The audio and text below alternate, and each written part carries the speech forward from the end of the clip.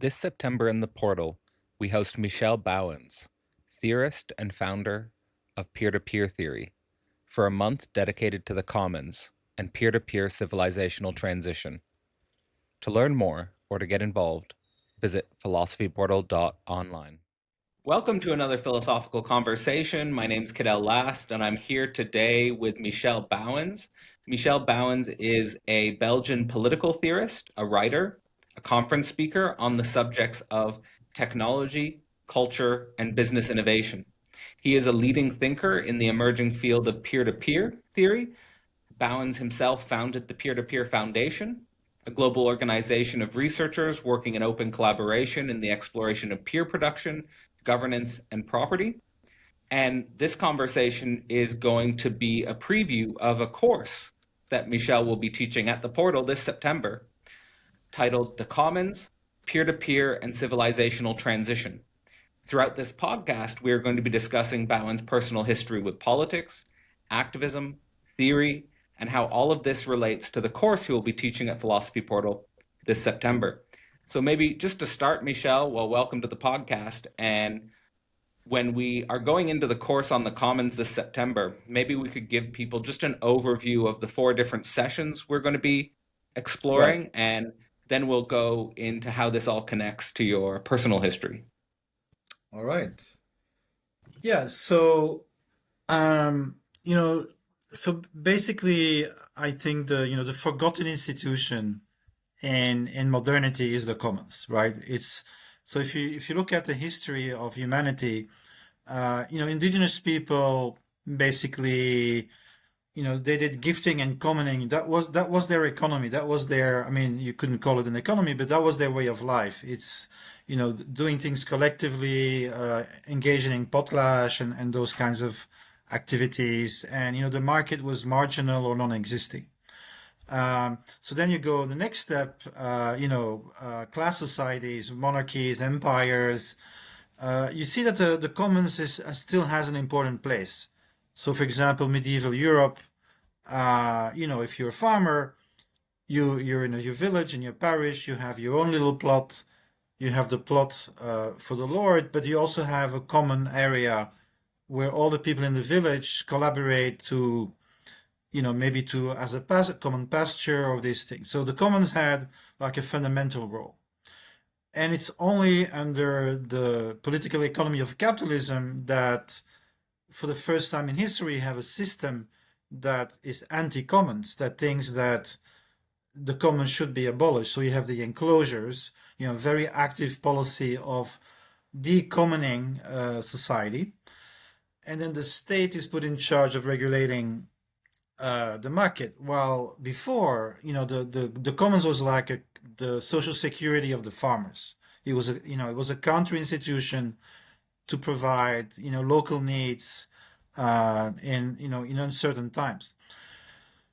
And then in 1980s, what happens is the market becomes transnational, and so this nation state can no longer regulate the market, and so that gives us a crisis.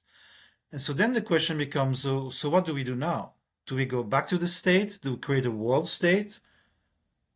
Like Davos, for example, which is the idea of multi-stakeholder entities, on a global scale, or Russian Chinese, which is restoring the nation state without the hegemony of the U.S., or the libertarian view, which is just let the market regulate itself. And there is another option, which is actually restore the commons and use the commons as a regulatory. So that's the kind of like my basic thesis, right? And I think this is how politics basically will play out today. So it's no longer going to be world religions fighting it out. It's not going to be mass ideologies fighting it out. It's going to be, in my view, a competition between constructive networks that have both local physical aspects and translocal capacities. And I've been observing this for like 20 years. Open source communities, peer production, urban and rural commons, and now I look at Web3 and crypto as well, right? And so, okay. So in order to justify this thesis, the first session will be a review of macro history. So I've actually read, not all of them, but in a very systematic way, the macro historians. So think about Spengler, Quigley, Sorokin, Aurobindo, Teilhard de Chardin, the world systems analysis, big history.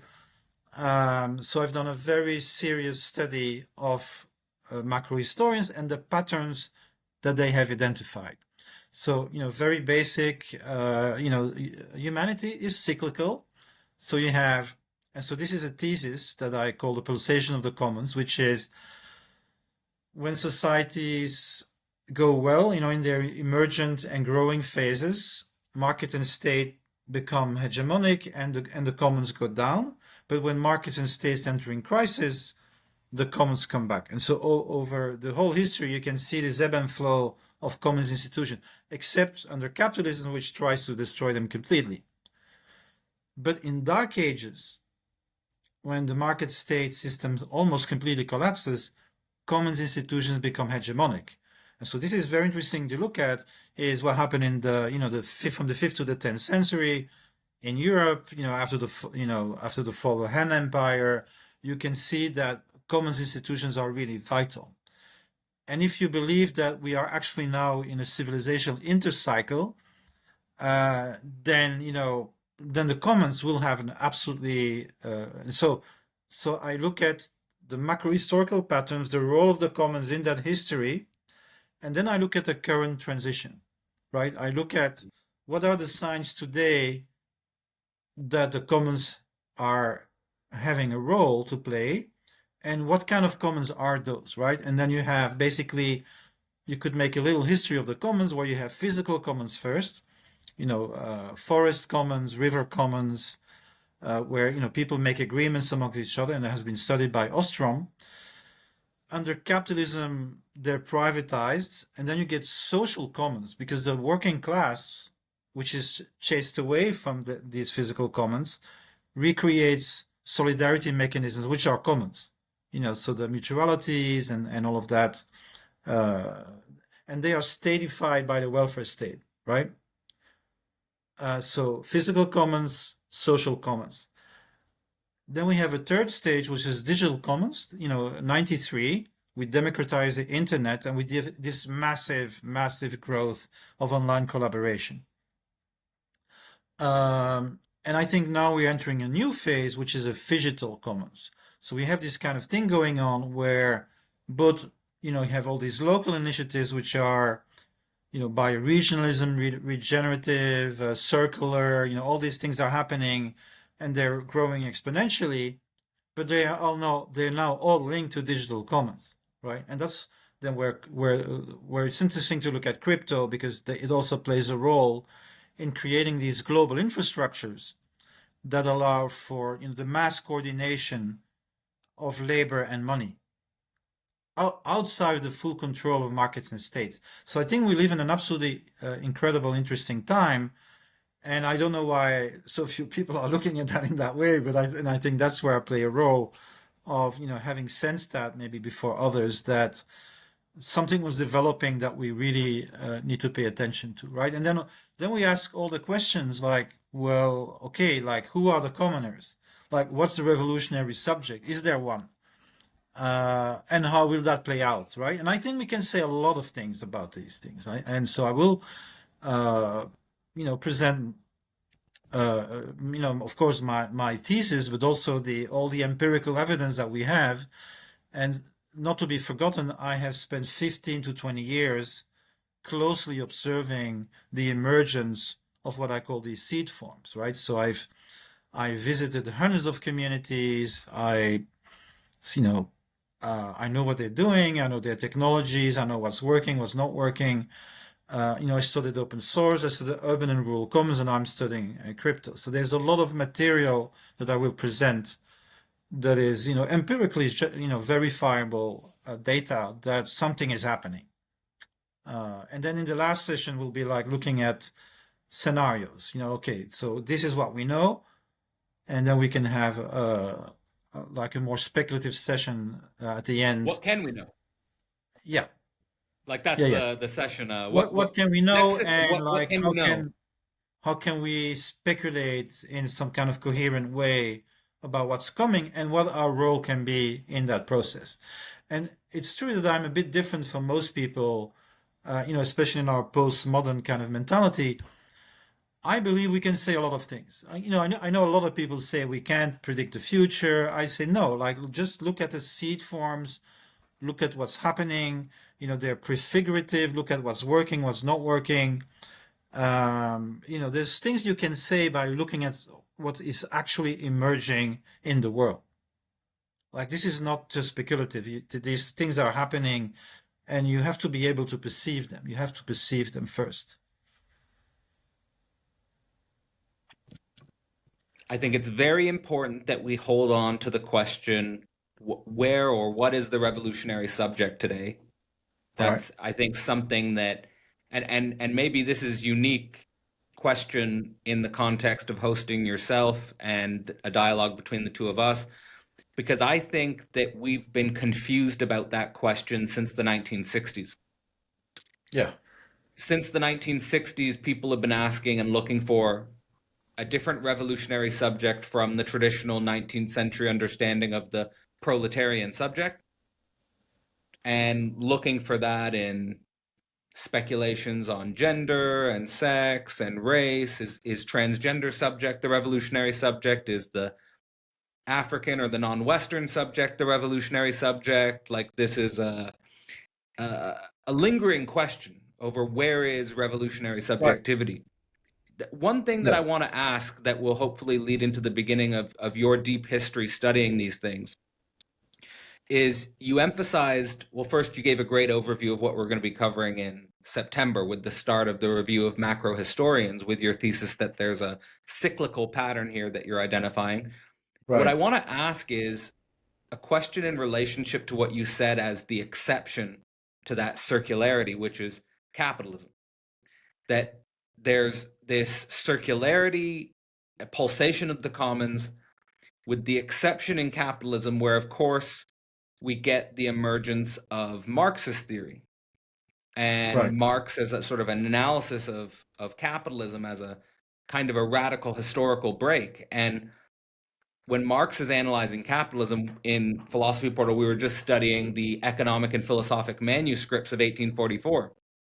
And in those manuscripts, Marx, I think, gives a really interesting analysis of the dynamics of feudalism, the relationship between the lord and the serf, and how the lord and the serf are in a kind of tension with each other, which has an asymmetry towards the lord and landed property. And then he demonstrates, I think, clearly that there's a transition that necessarily occurs from the lord and the serf to the proletarian and the capitalist within Right. capitalism. And then there's an asymmetrical tension between the proletarian and the bourgeoisie. And then that tension is the site where he starts to talk about dictatorship of the proletariat and the possibilities of socialism and stuff like that. But what I'm interested in your review of the macro historians and the circularity of the commons is, how does the commons function in feudalism versus how the commons breaks down in capitalism, and is that Right. relevant to today? Yeah. So, one of the authors that I draw on is Kojin Karatani, who has a book called The Structure of World History. And so, so before I discovered Karatani 20 years ago, I was already influenced by somebody called Alan Page Fisk, who wrote a book called The Structures of Social Life. And he basically says there are four basic ways of dealing with value that have existed throughout time in every region, but with different relations of dominance. So he calls them, I use his language, communal shareholding, exchanging with the whole, with the totality. So the hunter comes home and it's for the family, right? It's not for one person, it's for the family. And he gets his part. Today, you write code for Linux, it's for Linux, and then Linux gets better, and that's good for you as well. So that's communal shareholding. Equality matching, which is the gift economy. I give you something, and that creates a bond between us, and that motivates you to give me something back. And so basically, the way you have to see it historically is that as long as we were in small bands, communal shareholding was dominant. But as soon as you have settled villages, you need to make peace with your neighbors because you can't escape them. And so you create social relations through gifting. You create goodwill between neighbors, right? But once you have conquest, this is the third mode. He calls it authority ranking. Yeah, then that doesn't work. But then what you have is protect and reward. So I protect you, but you give me half of your production so that I can protect you, right? And this is not just ideology.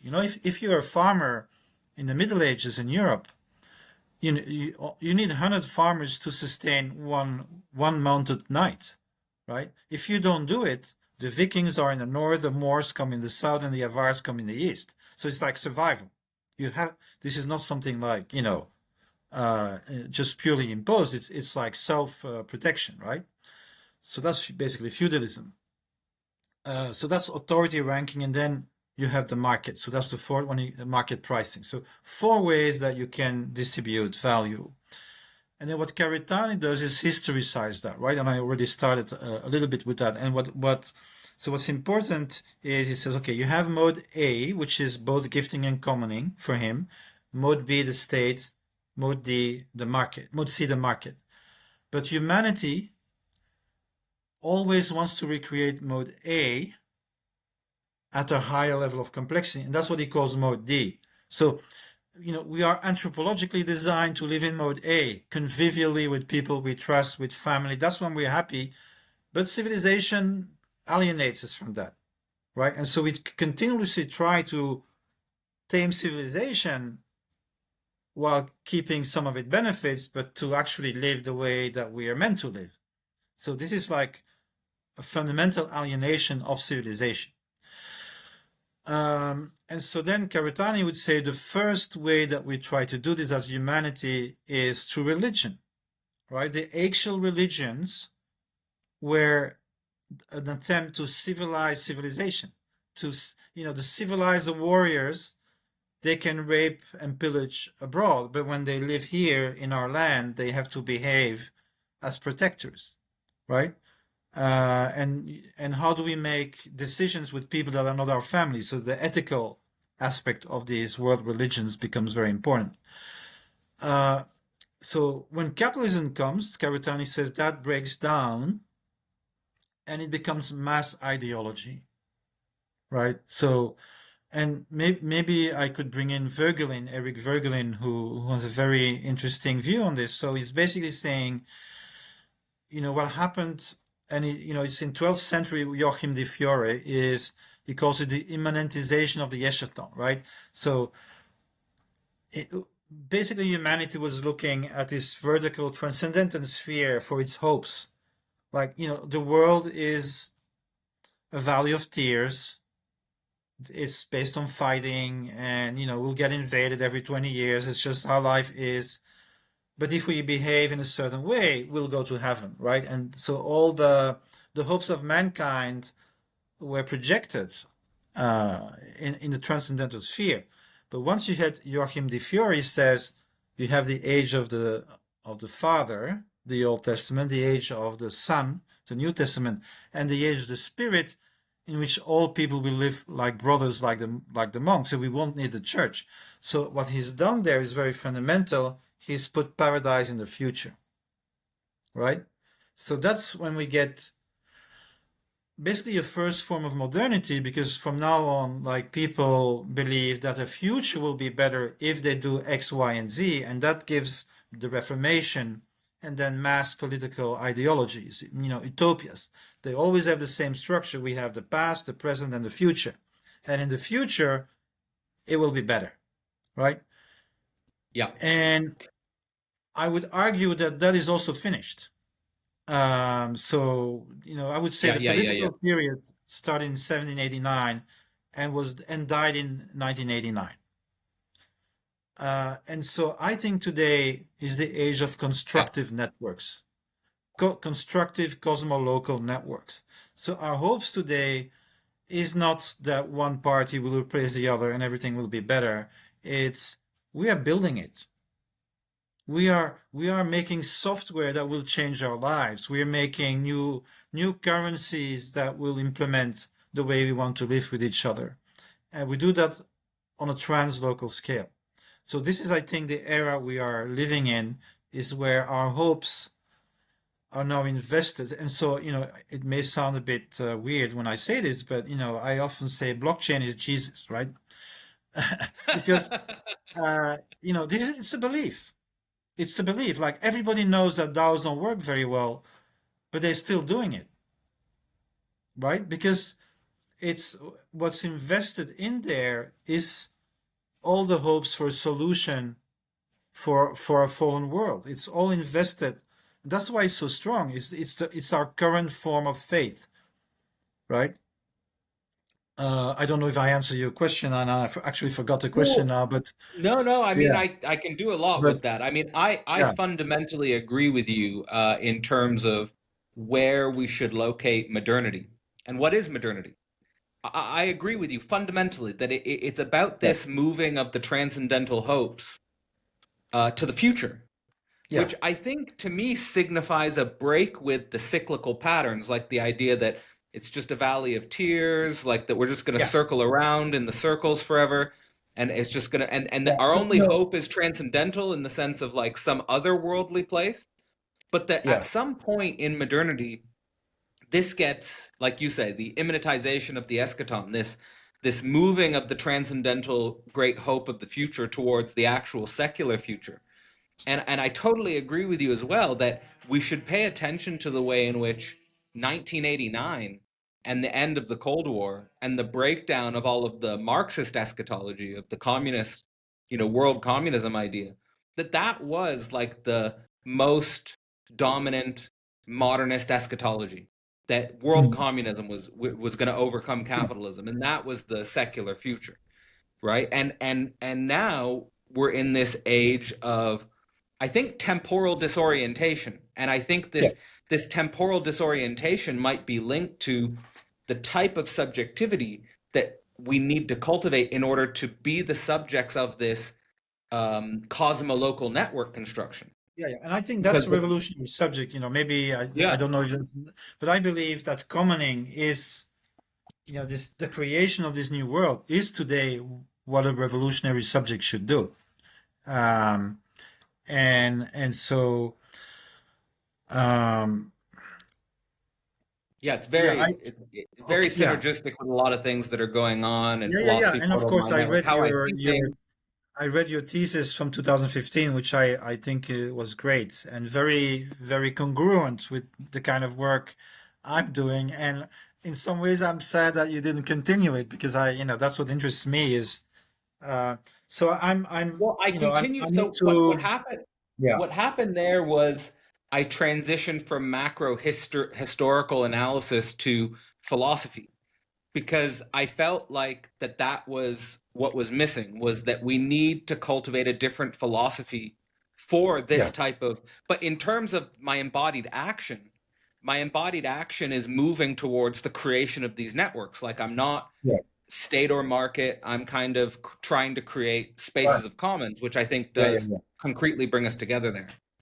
yeah. Yeah, and so yeah, so I'm an advocate of what's called cosmolocalism, right? Which is basically this.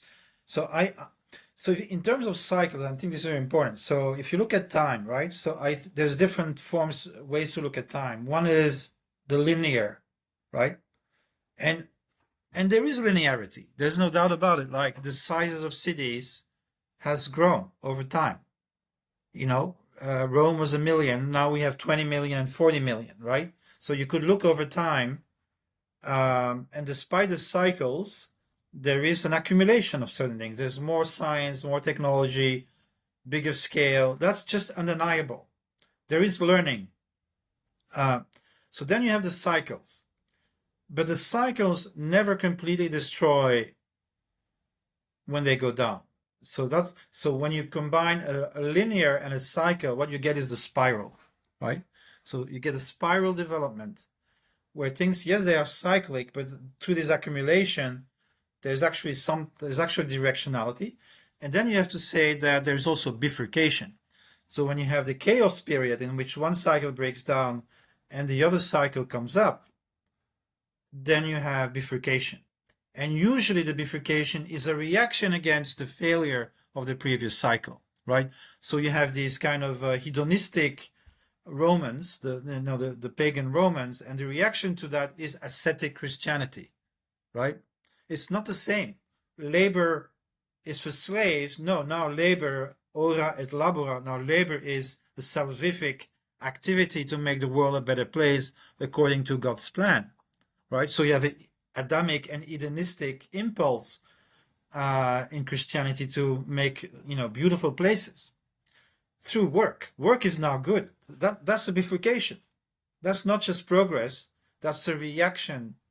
And for example, Sorokin is someone who studied that very systematically. So he talks about ideate versus sensate.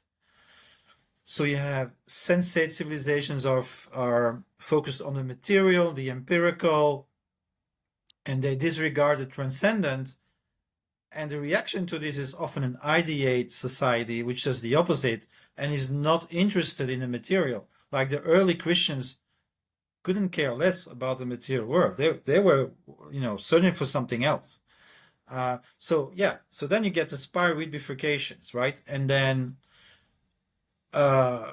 more fundamentally, I think, and that's why I think we are in a civilizational intercycle, is that so you have the indigenous format, then you have the civilization format, which is basically we have to master nature. And we introduce, division of labor.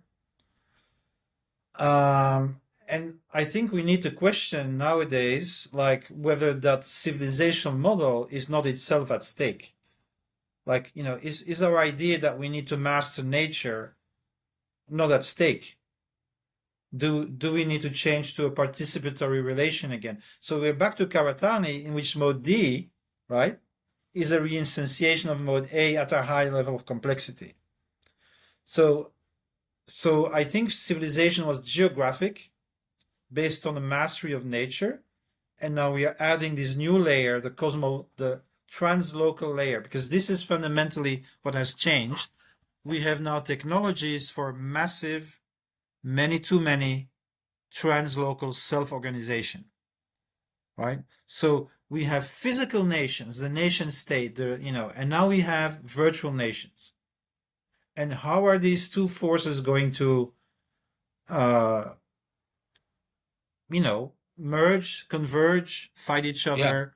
that's the And I think cosmolocal. so. Yeah, so a good way to think about it, Yeah, it's a formula I use from Mark Stallman, is East-West digital, right? So we have this millennia-long competition between the East Asian model and the Western model. It's still going on in Ukraine. Now the continentals are winning again. The Russia-China axis, the BRICS. But that's just another iteration of a core periphery system based on geography. And I think what commoners are doing is different. We are thinking translocally. We are combining the local and the planetary in a new way, and we don't necessarily need to pass through the nation state. We can, but we don't have to.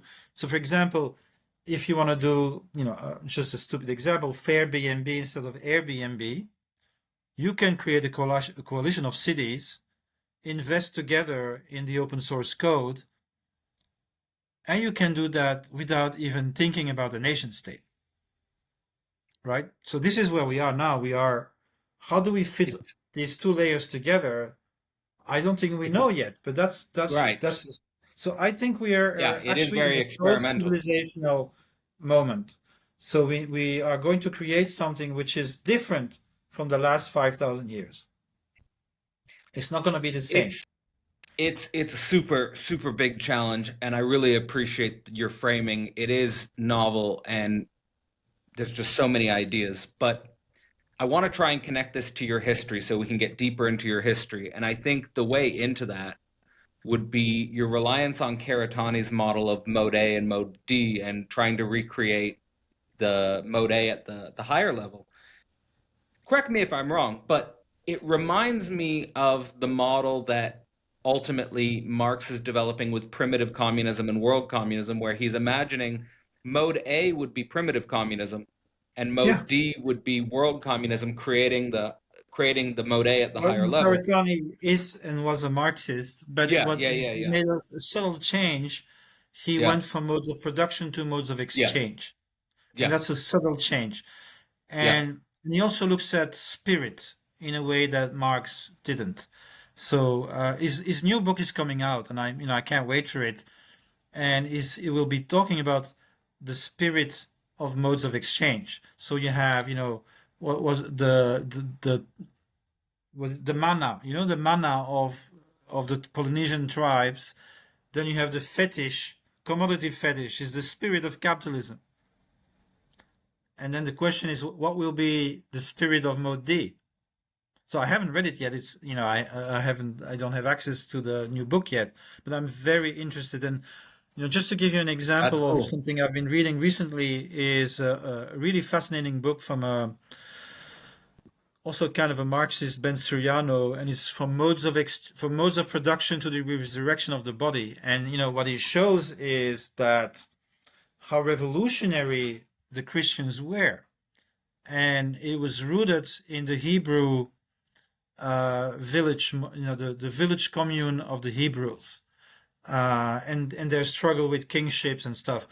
And so basically, if you think about resurrection of the body, that means matter and spirit are at the same level, right?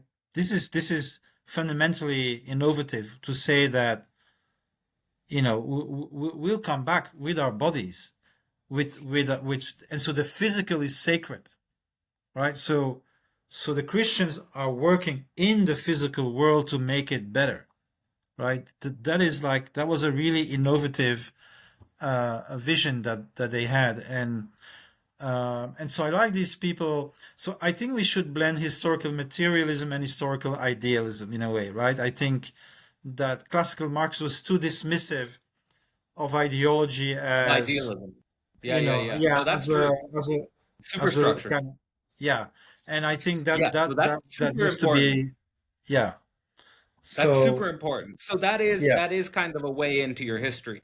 And I won't elaborate anymore on sort of the Marxist distinctions, but I want to take what you've just been saying there about your history, where you are now, thinking now, and you sent me kind of a point by point list of some of the major transformations you've gone through in your thinking community. You've been exploring this space for 15, 20 years more.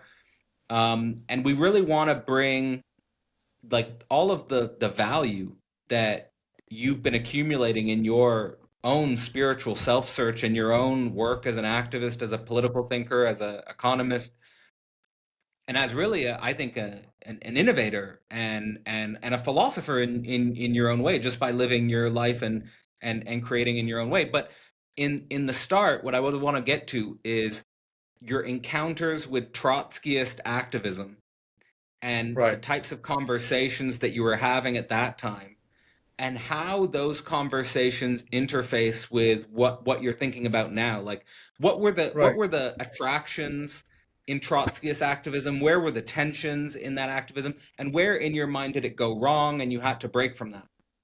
Right. So maybe I should say a few words of where I was coming from before I took that decision. And so basically, I'm from a working class family in Belgium. Both my parents were half or full orphans and very, very poor. So I had leaking roof, and in Belgium it's bad. It's cold. So I was taken away from my parents when I was 18. I was put in sanatorium, and I remember, having to eat my vomit and having big nails like this, and being in a glass cage. So Jesus, I had a very traumatic childhood. So my goodness. I was suffering, right? And so Marxism for me was like, and I was very early. I was praying I was watching the news at 10 and I was praying for Che Guevara at 13. Uh, Wow. and so I was premature. I was a very premature child. And so Marxism basically gave me a full explanation of my suffering. I think that was the first attraction. Like, why is there injustice? Why am I Yeah. suffering? And so, I shopped around a little bit and then I ended up with, the people who were in charge of the militant tendency in the UK, which was a big group. They had a majority of the Labour Party Young Socialists. The founder was called Ted Grant. And what I liked about them was they were workerists, so my teacher was Ernest Mandel of the other Trotskyist group, the official Fourth International. But as a working class person, I was more attracted to this kind of workerist group. And they were entrists, so they thought that we should work where the workers are, which at that time, was still arguably within the mass working class parties like the communist and the socialist parties. So that was what I was doing, and waking at 5 a.m. to sell my newspaper in the car factory, and I mean, I love Trotsky. I really like his analysis. I just like I also read a bit of Lenin, State and Revolution. So I think I had a pretty good understanding of the theory. But the problem is after now I'm talking like 10 years later, like they were basically predicting the world revolution was coming. It was behind the corner. But the reality was the opposite. It was the 80s, Yeah. Yeah. Yeah. and it was a counter revolution. And so increasingly, this cognitive dissonance, because what I was seeing that people were becoming more conservative, and you had Reagan and Thatcher, and like, where's that revolution? And now with hindsight, I would say Trotskys were wrong about almost everything after World War II. I think he had a role to play in the Russian Revolution, which was very important, and maybe afterwards. But definitely, it just, for example, they predicted the political revolution in Eastern Europe. Didn't happen, right? Didn't happen. So something was wrong, and of course, I didn't know exactly what was wrong, but I had to say, no, this is not working. And then my second step in my life was, okay, if I'm unhappy here and I can't change the world, then I have to change myself. So I That's had amazing. completely shifted my So perspective. so important. Yeah, I completely So important. shifted. So Yeah, important. yeah. And so the thing is, and I'll just give you an anecdote, right? Because you have these glasses on, right? You have this perspective. Yeah. For example, Yeah. there's this neighborhood in Brussels, Le Marolles, it's called, and it was very poor, and and I was always, when I walked in there, capitalism, this and that, and then suddenly I said, wow, the sun is shining.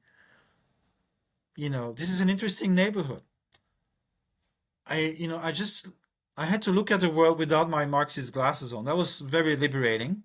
But I Amazing. needed something in between. And so the something in between for me was Freud and Marxism, right? So I became interested in Wilhelm Awesome. Reich. I read a lot of Wilhelm Reich, and I joined a commune, a Reichian commune, which practiced, free relationships, and we had organ boxes, and so I did a lot of that stuff. But I also learned something there, which is something as a leftist youth I had no idea of, which is the hypergamic uh, dynamics of free sexuality. And it's pretty terrible because all the women compete for the alpha males basically, and I wasn't an Yeah. alpha male today. You're treated like Right. absolute shit. You're treated like Yeah. absolute shit. Yeah. And so that was a learning experience for me, because in a way it was sexual neoliberalism. And That's that's right. it's That's right. it That's sounds very right. good in idea, but then when you live it, it's awful. It's And absolutely I awful. think if you if I'd wonder if you might agree that I have increasingly come to the view that the 1960s countercultural revolution was actually neoliberal from the start. like that it was a neoliberal revolution. The It was an 1960s counter. individualistic. It Yes, was a yes. yeah. It was an individualistic reaction. It wasn't truly it had no genuine socialist aspirations. It was a market based, it was totally an ideology that really synergized well with neoliberalism. Yeah, but I think it's yeah, and I don't know if you know Michel Clouscar is very good at that. He's a French Marxist who has analyzed the 60s in that way as basically Right. and let me just I'll make a big jump to I want to talk a bit about Rajneesh in that context. We So will, we will get there. okay, But I was wondering if we could actually stay on the all right, Trotsky dimension first, but we will okay, get to the Rajneesh. But to stay with the Trotsky phase for a second, I think what I really want to dig out of there and what I really want to highlight is this form of Marxism, which is based on a form of predictive modeling, like where there hmm is a kind of view that your worldview has the capacity to predict the future, that we can anticipate in advance what the revolution will be, what the revolutionary subject will right, be, that there's no surprise internal to that, that there's a kind of a full knowledge. And I yeah, think it's so interesting how you're describing that worldview, its totalitarian containment of your entire yeah, cognition, and then the yeah, way in which that at a certain moment becomes creates such a huge cognitive dissonance with the actual political economic situation. And I yeah, think that that's in regards to where we how we opened up, and many people today say we can't predict the future. I think in many ways that tendency towards, let's say, embracing uncertainty is yeah. a But I reaction to yeah. the over predictive model. Yeah, but I think we should have both, right? I Yes, yes, think yes. I, so one of the things I want to say is why, and I think because, for me, it's Marxism is like a tradition. It's like being a Christian or being a Freudian. It's like you can Yeah, yeah, critique yeah, it, of course, yeah. but it changes you.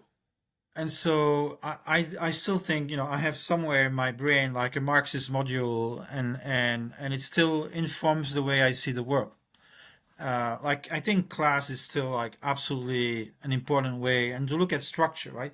But one thing I wanted to say because is that when you are a Trotskyist, one of the things you do, and I think that was like a great gift, is every other week we would discuss analysis of the world situation, analysis of the local situation, right? And that training of looking at the world in a strategic, structured way, that was a gift. And I think that's why you see so many ex-Marxists everywhere.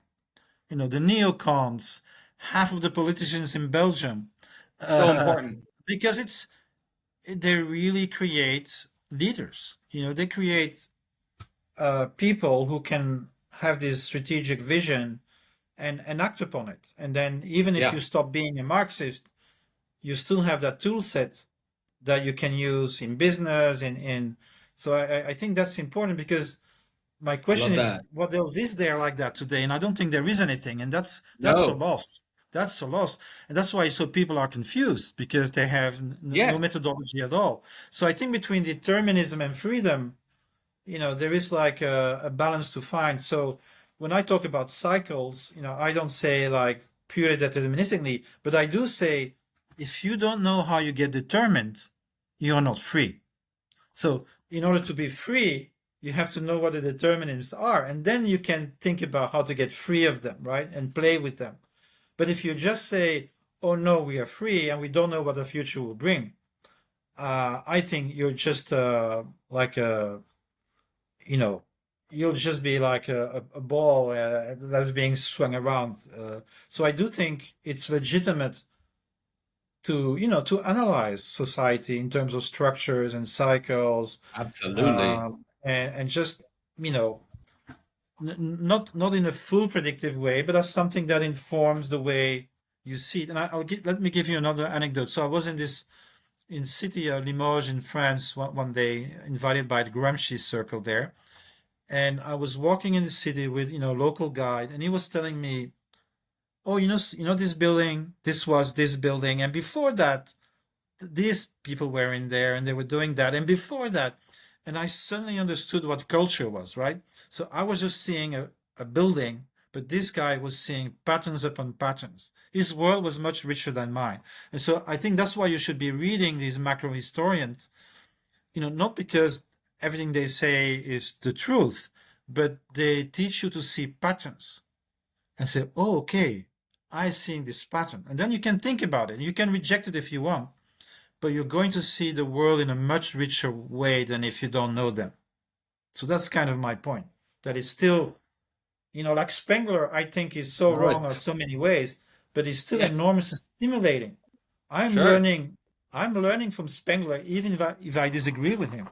Absolutely. That's super important. And that's a really Yeah. important skill. And I think we see that in your history and in your work today, that this work, and I just want to say that there's an existential, structural brotherhood between your experience and my experience, because I also went through a period of having the Marxist goggles on. And I also Right. went through a period of needing to take off those goggles, and I found that liberating. But I also think that it's Yeah. important to have the structural Yeah. understanding Absolutely. Yeah. that you articulated so well, Yeah. and And that's and that's a I super think my important.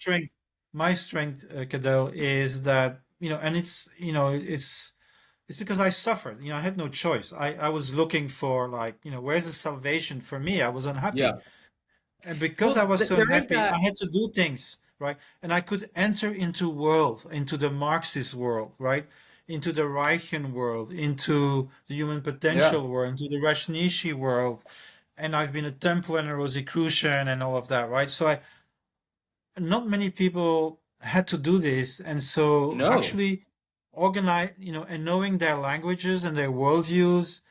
And that's why I can Yeah. see and accept them and say, yeah, I get it. I get why you are that way. And that's why, I had a big conflict with the left in 2018 around this, is Oh, we'll because, get there. I can listen to right-wing people and Yeah. say, I get you. I get you. You Yeah. know, Yeah. I don't have to agree That's with a you, but I get you. You know, and yeah. and that's so important that you have this capacity to, to hold different views Yeah. and the way I look at truth, and maybe that, I don't know if that's postmodern, but I look at a perspective as something that brings light and shadow at the same time, right? So you're looking at an object from a perspective, and it's the only thing we can do. We I don't believe in a perspective. I don't really get it. I know some people say it's possible, but okay, I don't know how that works. So you look at something from a perspective. Are you seeing things that maybe some other persons cannot see because they don't have your perspective? But your perspective creates a shadow as well. And by having a capacity to have more than one perspective, you illuminate the object more. You can have a complete objective view, but I think it's possible to see things from different angles, and that is really important. Yeah. No, there's just so much there that I love. So I'm glad that we spent a little bit extra time on this Trotsky period and what was set up there that has sort of served you throughout your path. So I Yeah, mean, going back to what you already mentioned when you broke from the Trotskyist worldview and you articulated the Reichian perspective as kind of like this in-between phase, I also wanted to right. say on that point that when you say Marxism is kind of an identity like Christianity or an identity like a Freudian point of view, I agree with that. I think that structural similarity is profound. Yeah. And I But love I that's said why I tradition. I also said tradition. That's very important. A yes, tradition. yes, So Christianity is 2000 years of thinking, right? Okay, Marxism is only 200 years, but there's still people today thinking in Marxist terms, right? There's still something you can get from it. I I can still listen absolutely. to a good Marxist today and say, yeah, Yeah. that's interesting. You know, Oh, I absolutely. and I don't see why we should reject that. It's uh Absolutely not. and similar with Christianity, Thomas Aquinas and Absolutely. and these are interesting people. I don't have to be a Absolutely. Christian to acknowledge that this is a very valuable tradition. of way No, of the being two in the world. Yeah. the two perspectives I've been playing with is they're concepts which are purposefully designed to be short-circuiting of identity in a productive way is the Christian atheism concept, because it's putting together two antinomic concepts and asking Right. us to think with both. And then the other one is conservative communism, where it's asking you to point the right-wing conservative point of view into conversation with the Marxist progressive point of view. And Yeah. how do we think both? I I think I think that's what I'm doing now. I yeah, yeah, maybe I know yeah. I'm gonna use that, but so after I was canceled in 2018, I had a profound cognitive shock about, what is the left today? I just don't get it. Because I'll Yeah, give yeah, you the yeah. example why I was shocked, right? So, okay, at some point in history, you know, you have all these men in universities and not many women, right? Like that's obviously a problem. So you fight for having more women in university. Great, fantastic. I'm all for this, right? But then today, there's two women for one man. So I think now we should be thinking like, what's happening to the men? I don't see the difference. You see what I mean? It's like if you are a real egalitarian, it's an issue, and that The this way of left, and thinking, yeah, there's something deeply wrong with the left and masculinity. yeah, Something's gone off there. yeah, I totally. I mean, yeah, you see it with the. There's yeah, so many and different in the ways. family. I mean, I'm I'm a family man now, right? I have four kids, and my two wives, two families, one after the other at the same time.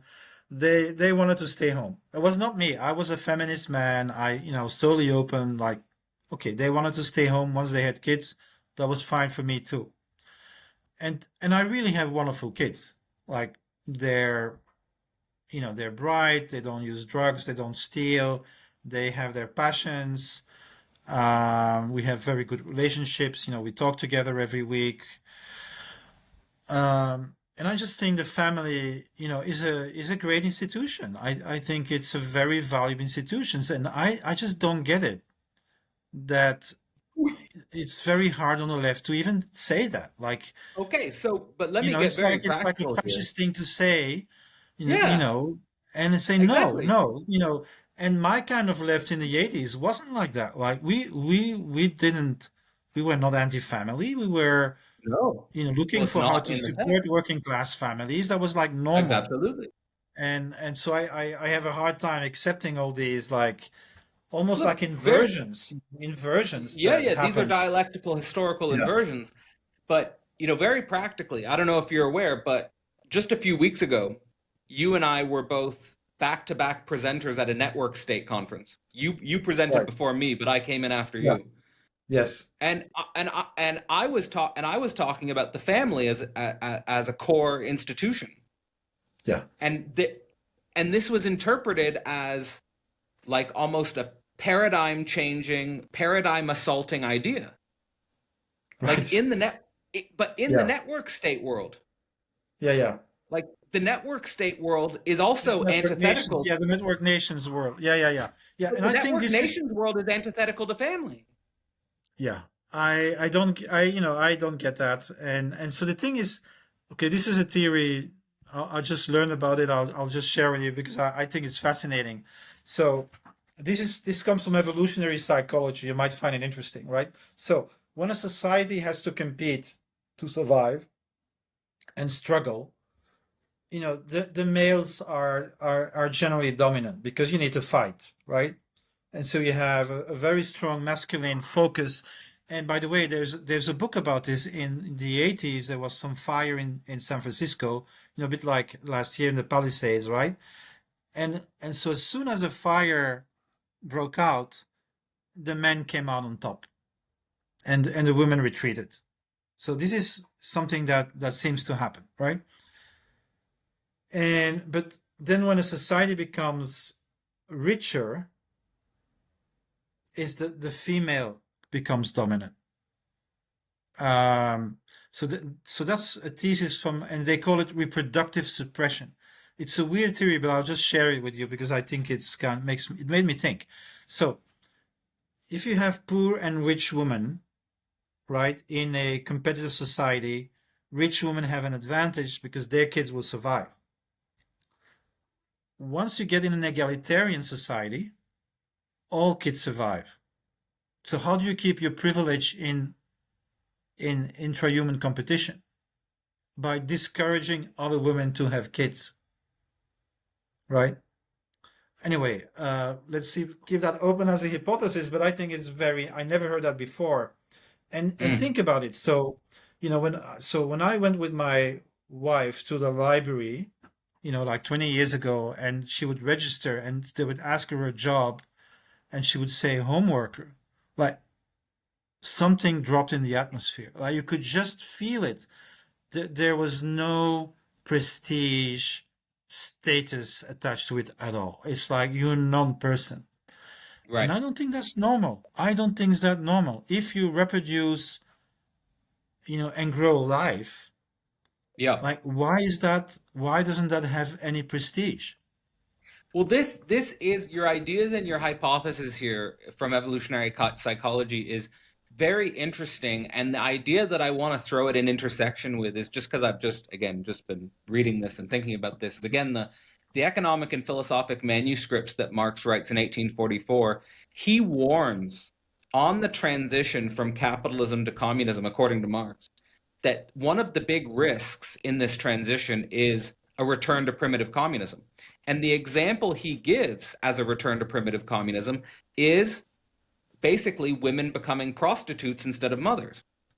That he Haha. says, and so when women shift, and this I'm saying this is like an imminent problem in societies like we're associating with the network nations, is that when women transition from the idea that being a mother is somehow bourgeois or some like somehow that's part of state ideology, right?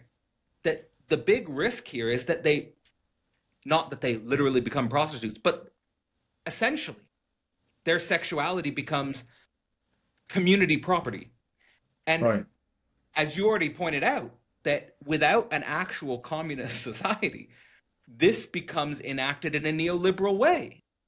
Yeah. And all you get is this kind of hierarchy of Hmm. alpha male domination and women being shared by essentially, pimp-like figures. Uh, even if we don't use words Yeah. like prostitutes and Well, pimps, this is a problem. yeah, the thing I worry about now is, it's like civilizational reproduction, right? Because the way, especially on the left, people Absolutely. are, they are not making children. And, there is now actually an acceleration of this in the last few years. So, we are already very low in terms of, reproduction rate. Um, but in this generation, it's becoming like really, really serious, right? And so you're literally suiciding your society because you're not reproducing. And I think that's an issue. I think that's a legitimate issue to discuss is like, That's you why know, that's yeah, literally one of the motivations for the first is the Christian atheism and then the conservative communism. That the conservative, like I say, like Timothy, our collaborator Timothy yeah, Or Timothy Bress, yeah, yeah. I he know him. Yeah, asked me about these questions, and I said about the conservative communism question, I said the conservative side is actually attention to the conservation of the biosocial reproduction of the species. That's what we're yeah, conserving. That's what we're yeah, conservative about. yeah, yeah. So, like, conservative to me means attention and care and energy towards the biosocial reproduction of the species, the conservation of the species. Yeah. And Yeah, and then the yeah, and then the communist side is attention to the regulation of the international regulation of capital. That right. capital and now there's huge problems, right? Like you pointed out, these huge problems of capital is international, but the nation state can't contain it, right? And so then we have the And problem of the commons. that's where, instead of communism, which I think now is a very loaded word, I use the commons, right? So communal shareholding Yeah, yeah, technically yeah. is the value system. And then the commons is an institution. It's a practice and an institution that reproduces these practices. And I think, so instead of inflating the market, which is the libertarian way, so, where you spoke, that was network nations, but the network state Yeah, movement with Balaji Srinivasan is basically you collect money with crypto, then you buy land and you create a new state, right? Um, and they think the market, but these states will be corporate states, right? You're not a citizen, you're a shareholder of the network state. And right, I personally think that's regressive. I don't want to be a right. shareholder, I want to be a citizen. And Interesting. and then I think so that the commons is the institution that we need to inflate, not the state and not the market. So you have to imagine like domain specific cosmo-local institutions that protect a particular domain, like the Yeah, ocean, I or and they're not just yeah, states international. They're not just international. They're like bottom-up, subsidiary, common-centric institutions, right? That have contributors, and we're not there yet. But I think that's what we're building. I think that's what we're searching for, and yeah, that's what I like about also, in the world of crypto, it has so I would issues, of course, but it has this idea of, contribution, right? You get a voice because you're contributing to the common good, right? sure. So what I want to do is And connect yeah, the neo-Reichian sex commune that you went through and experienced with this idea of the conservative communism that I've been developing. Is that I would argue that, like, well, I'd frame it as a question. First, is the neo-Reichian sex commune model, is that a kind of regressive slide into primitive communism, and where we get all these asymmetries in sexuality appear? And right. on the other side, in order to actually build commons infrastructure and commons institutions, do we necessarily need to take a subjective disposition of a certain conservative aspect of our sexuality, like that we have a more conservative disposition towards our sexuality, and instead of thinking that liberation and freedom is just this polyamorous kind of immediate expression of our sexual energy, which I think you find yourself quickly in slavery. Yeah, I think I nowadays I think in the same way. I mean, having lived through that experience, which had also many negative aspects, the ruthlessness of living in this kind of, it's like it's really the survival of the fittest. Um, and so imagine on a society level, this cannot function because you have the struggle of everybody against everybody. And I think marriage regulates those desires. I'm also a big reader of René Girard, right? Which is something so when I was canceled in 2018, I thought, like, why is this happening? What did I do? I had no clear idea why this was happening. And I said, okay, I need to read the Dark Masters, and so I started reading Girard, Bataille, but especially René Girard. And so the theory of mimetic desire, right? So basically, I'm sure I'll just explain it for the people who listen. So we have needs, but they're socially translated. And basically, we can only want what other people want.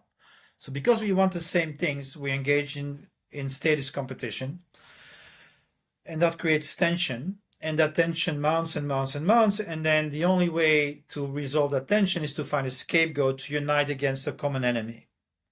And so this is how humanity, regularly exploded into these scapegoating massacres. And then he says, religion is a way to canalize that, right? So instead of waiting until it explodes, well, you sacrifice people. Every year in this festival, 10 people and then 5 people, and then, and so that pulsion of sacrificing is regulated through religion. And so here's the thing. Until And this is, Christ, the yeah, sacrifice exactly. of all sacrifices. Right. So, for Girard, The Christ is sacrifice to end sacrifice. exactly. That's what René Girardin says, is that Christ is then the uh, wants to abolish it. But so here's the thing: in a hierarchical society, desire is better regulated because if you're a merchant, you can't wear fur. The fur is for the aristocracy, right?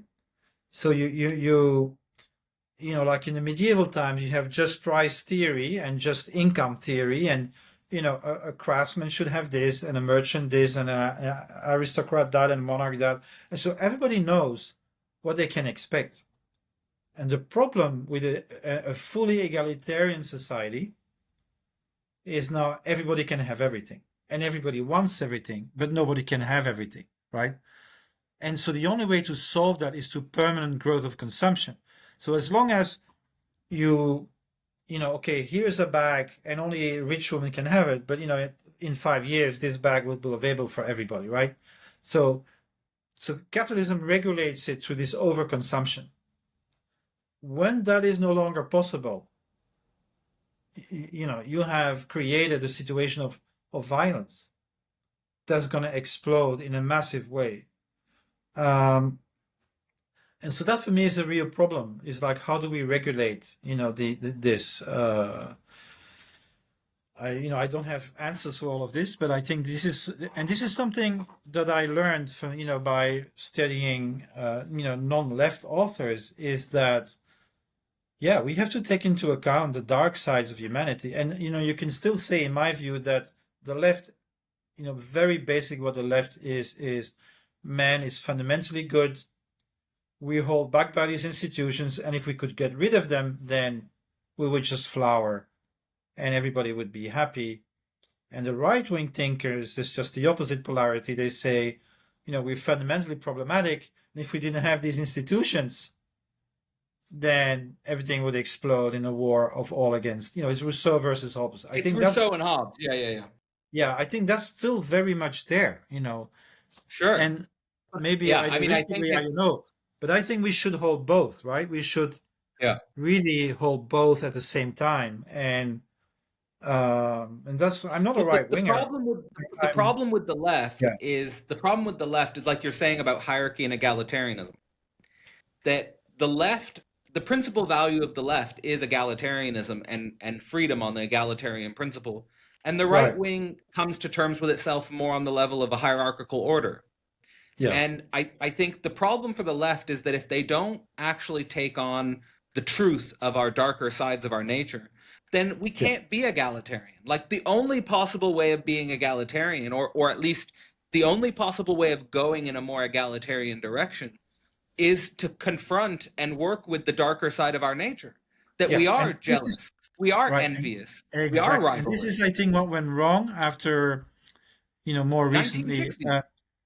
Yeah, well, okay, maybe, but I'm in a way from the 1960s, right? So I still feel that we were reacting to something that, it was organic. It was an organic reaction to something that we felt was wrong. And so that's a bifurcation, right? In terms of Sorokin, that would be a bifurcation. But what was I going to say now? Okay, I lost my thread. I'm sorry. You said that. No. Okay, here's the thing. So in the 70s, and it's critiqued as being narcissistic, but we were very troubled. We were a very troubled generation, and we did a lot of therapy. At some point, 25% of the people in San Francisco did the EST seminars.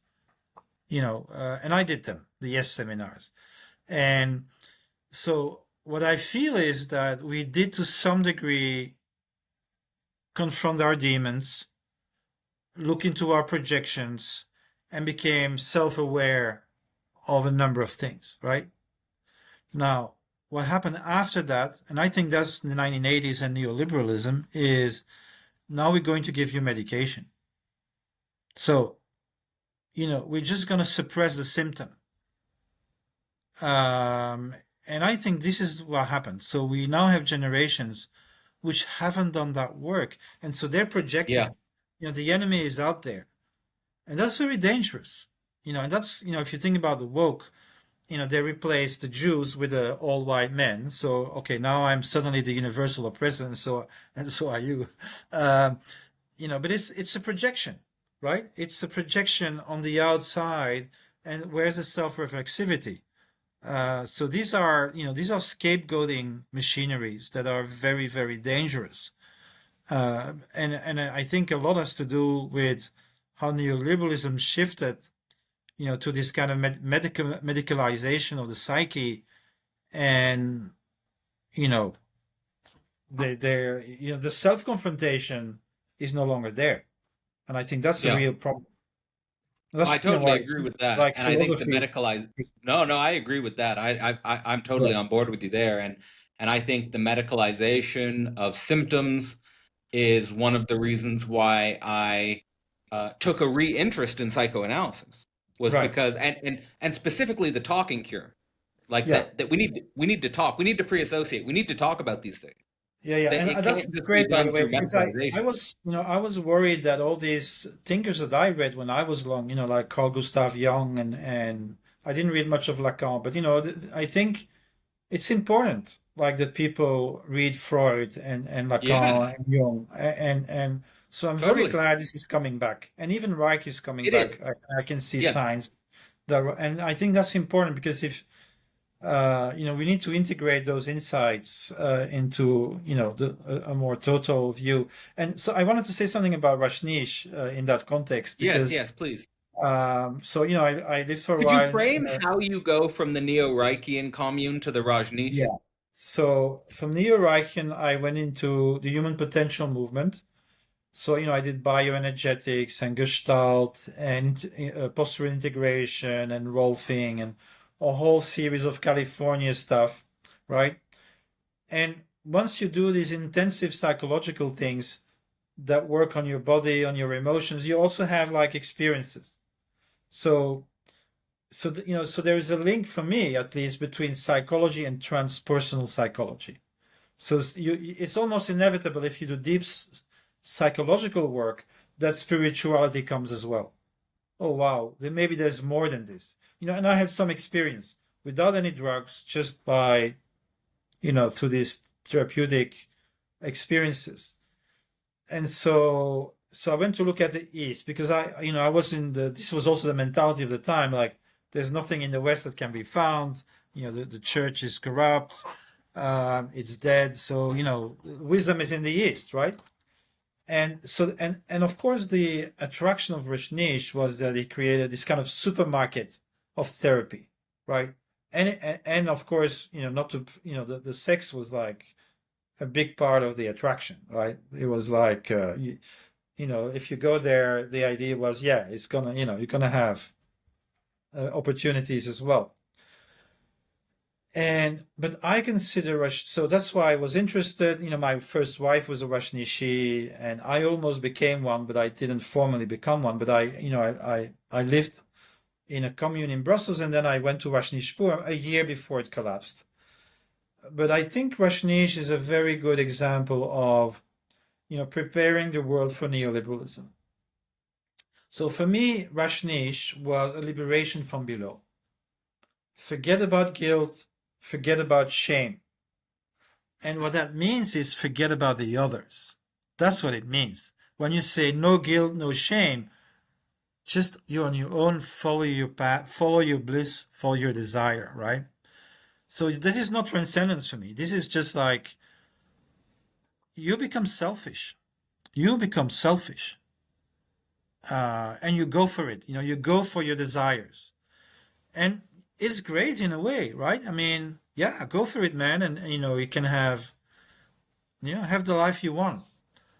But it's purely individualistic. Yeah. And there's a whole side of Rajneesh, which, as a, I still had my left module in there, right? And I said, well, okay, if you don't have money, you can't come in. And I literally had friends who would prostitute themselves in Brussels so that they could go every year to Rajneeshpura. Like, that was accepted. That was like normal, right? And I think, well, now I think this is weird, but that was happening, right? Because if you had no money, you couldn't afford. It was, it was like $75 a day, but we're talking about 30 years ago, right? That was a lot of Yeah, money. So I yeah. remember, meeting a Miss Belgium there, and she said, "Yeah, It was for middle class people. It was for it middle was class for people. upper middle class people Upper or middle middle class. class Yeah, yeah, people who wanted, were ready to give up a lot of their, but once you were there, it was like exhilarating. So this was not an authoritarian cult in the classic sense. He was a master of seduction. Is all about you. You wanted it. You wanted it. They didn't impose anything, right? But the it was really attractive. But very problematic. And I recommend that everybody watches Wild Wild Country on Netflix, which is a 6-episode documentary on it. And I watched it with yeah. my son, and he couldn't believe it was real. Say, yeah, you know, life is always uh,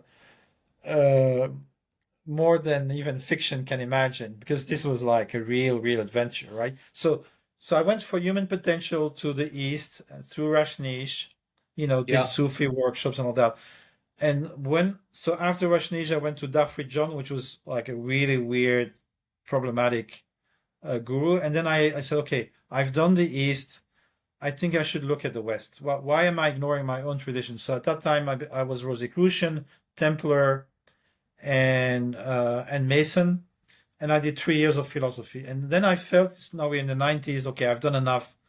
I need to be creative in my life and not just keep doing stuff. So that's kind of like the arc of this period of my life, which was searching for meaning. And after 3 years of philosophy, and this was also important because that's the moment I reconciled myself with Western civilization. Before I was like every typical lefty of the time, like the West sucks, and we're Yeah, evil. yeah, yeah, yeah. But That's no, we another evil. important Yeah, transition, and I want to say, like, that's an important thing that we also need to take up is the capacity to stop relating to Western identity only through this self-destructive mode. yeah, yeah, Like, and that's to that's for stop me very relating to very ourselves in this problematic, way. because if you look at the Christian tradition, and I'm more like a Christian atheist. I don't think that's the right word for me, but I don't go to the mass or anything like that, and I don't have a personal relationship with Christ or anything. But I feel part of the Christian tradition. I feel it's like my civilizational heritage, and I respect that. But for example, around slavery, there is a very, especially in the Catholic. I think the Reformation cults went backwards on that, but the Catholic tradition, being hostile to slavery, that was like a very important thing. Europe was the continent with the least amount of slaves. And the Catholic Church would buy, there were 1 million white slaves at some point with the Ottomans, and the church would buy them back. And there were no slaves on the continent, right? And so I always say, yeah, like every civilization, it's extractive, it's exploitative, but it's also the only one that actually abolished slavery. I know China has also a special relationship. I'm not sure how that works. But, for example, the Buddhists, like here in Thailand, they had slaves in the 1930s, temple slaves. That was normal. Like, it's hard to imagine, but, Buddhists had no problem with slavery. But Christians had problems Right. with slavery. And I think we Well, should Zizek recognize that. I actually, think we should recognize that. yeah. Well, Zizek makes that point about Christian atheism that he thinks Buddhism has no necessary relation to a certain political ethics, meaning that Buddhism can be synergistic with an egalitarian society and Buddhism can be synergistic Yeah. with a slave society. That there's Yeah. no connection between Buddhism Yeah. and political ethics. Yeah. In Buddhism, you have to say, I'm an engaged Buddhist, right? And this is like a branch of Buddhism which has social ethics, right? And a Christian is engaged by definition. Like, you have to love your neighbor. It's just like, that's part of it, right? That's not part of Buddhism.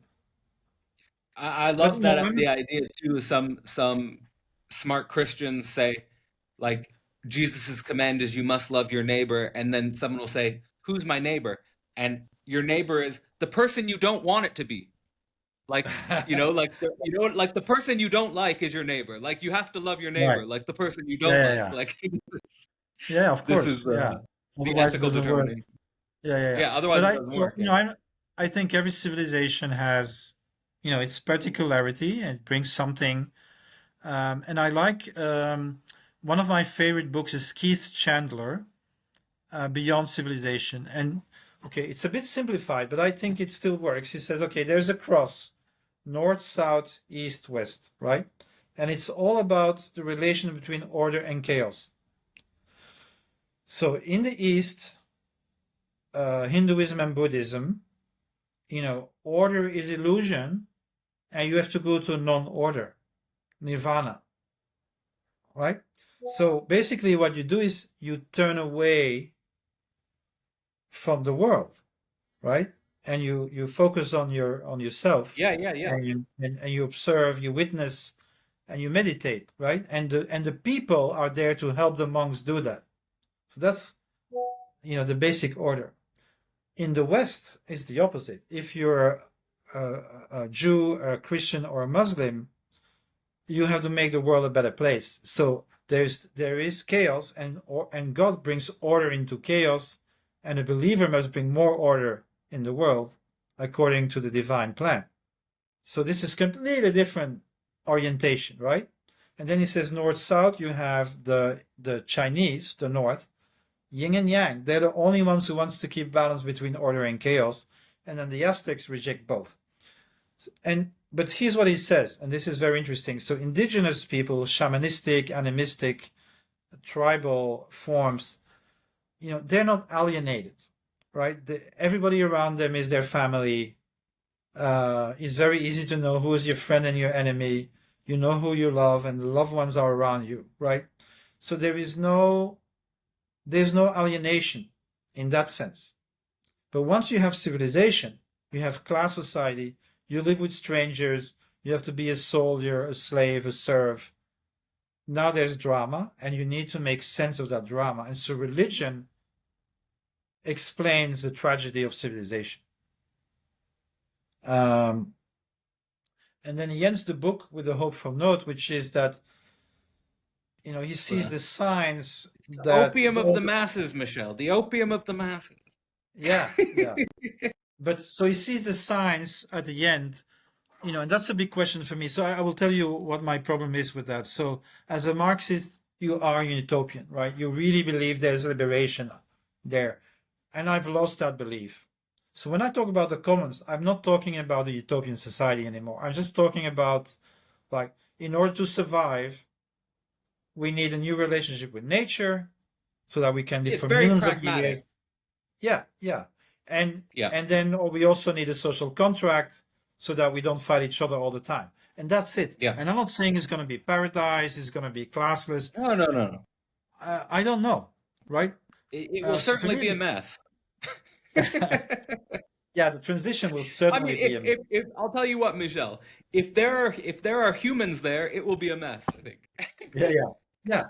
And so that's the difference between when I was a young Marxist. I still believe that one day, right? One day you'll have this. We'll get rid of all these problems, and I no longer believe that. But I still believe that we can do better than destroying ourselves, which is, I think, what we're doing now. So we need to get out of this conundrum and enter a new phase of history, which solves the problem of this one. And then, of course, we'll have other ones to solve at some point. But right now, so the commons for me is not an utopia. It's something like a realistic hypothesis of change that is compatible with what we know about technology, about what we know with human nature, and of which I see sufficient proof that it's real already. So that I'm not just like speculating. I'm saying, look at this and this and this and this. So it's like saying, in the 14th century, we have purgatory. So now we can lend money. We have the printing press, which can spread ideas, and we have double entry book accounting. And I predict that creates capitalism, right? It creates the conditions of capitalism. These seed forms were there. They were really there, and they were indicative of something that was coming. And that's how I think about social change today, is that we have enough prefigurative elements already here that we can see. You just have to want to see them, but they're there. And that's what my wiki does, with 40,000 entries, is documenting the seed forms that are actually developing in real time, in the real world, that are indicative of potential change. Well, there are so many threads in which our trajectories are different but aligned in a deep sense.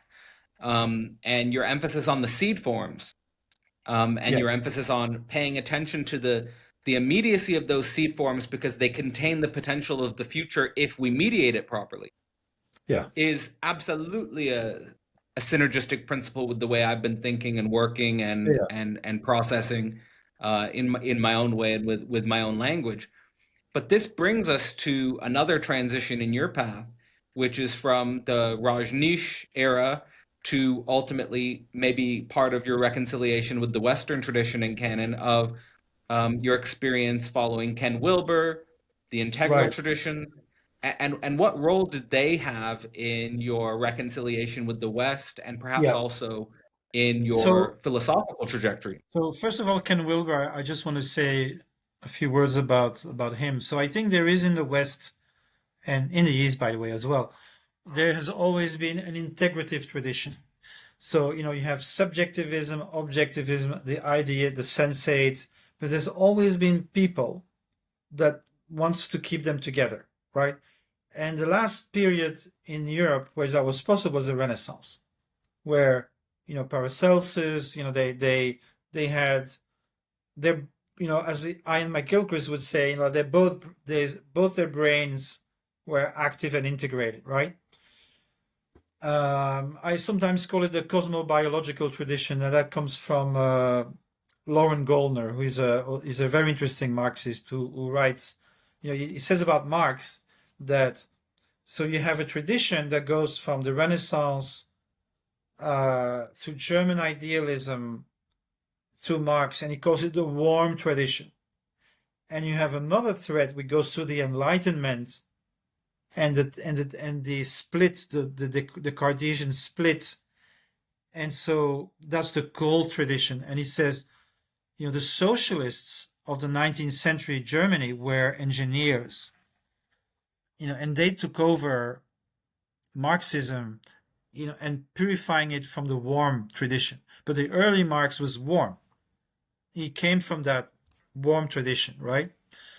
And so Ken Wilber is basically, he did something very important, I think, which was, if you were a searcher in my era, you would have, there were some elements of confusion, like, okay, I want to work on myself, but what do I do? Do I do Jungian? Do I do Freudian? Do I do Lacanian? I don't know, right? Do I do talking cure? Do I do body? Do I do emotion? Do I do group? I don't know. Do I do psychology or spirituality? So I had all these questions. And Ken Wilber, with his integrative theory, actually created a spectrum of consciousness in which he said, well, all these people are working at a certain level. And depending on your level, you can benefit from them. So you can do Freud for a while, you can do Jung for, depending on what you want and what you need.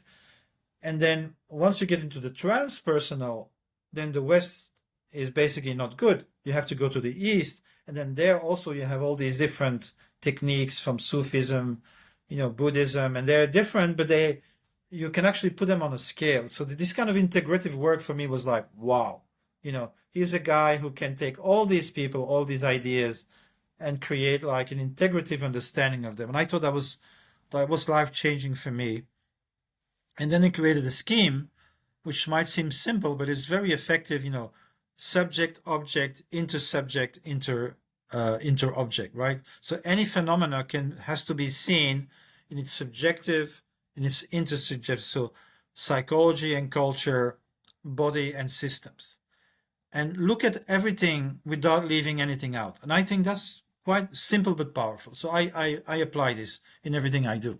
Like I'm always thinking, am I not forgetting anything, right? Am I not too much into the material determinism and not thinking about the subjective agency or the, so I'm always, so I think that is Wilber. And he helps you integrate and confront the East and the West as complementary and not just competitive, but actually having different parts of the truth. And so after Rajneesh, I decided I have to go to the West. And I want to tell you one thing about, so I was with it's called what's it called?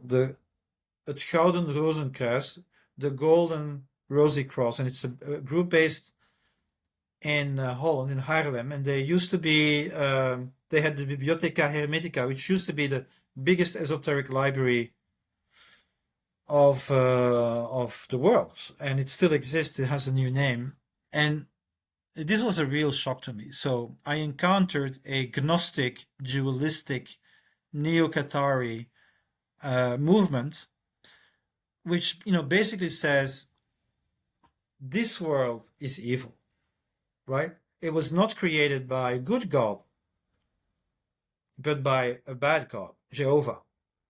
And and it's a betrayal. And so there is a real deity which is in a perfect world, which doesn't move, but we live in a world of evil with yin and yang that's always moving and changing. There's nothing you can do in this world. And this made me physically sick. I just couldn't accept it. And so paradoxically, this opened my heart to my own Catholic tradition, which until then I had completely rejected. I see. Because I thought this Gnostic thing is not balanced. Like this is, wow. But I cannot hate this world. I know it's faulty.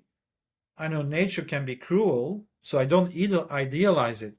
But to think that this world is only evil and that we can't do anything about it, that was just not acceptable to me. And I got literally physically sick, and then I moved away from it. And so I started, being interested in the Catholic tradition, and then that's how I finally got to the 3 years of philosophy, right?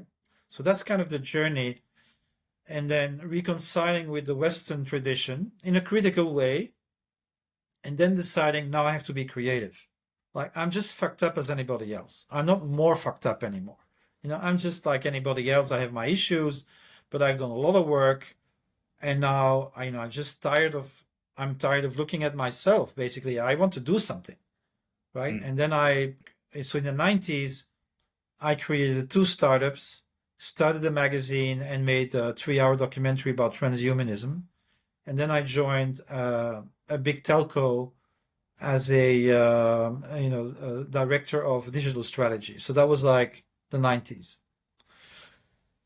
And then I had a burnout crisis, and like in the mid 90s, I started seeing like the world is not going, is not moving in the right direction. Like everything is going in red, like, biodiversity, carbon, climate, like, what am I doing? And so that kind of, then I thought like, I have to go back to my engagement, right? And this was very powerful. So me, it's a moment of integration in my life. I don't know if there's this great book that I read at the time, Varieties of Religious Experience from William James.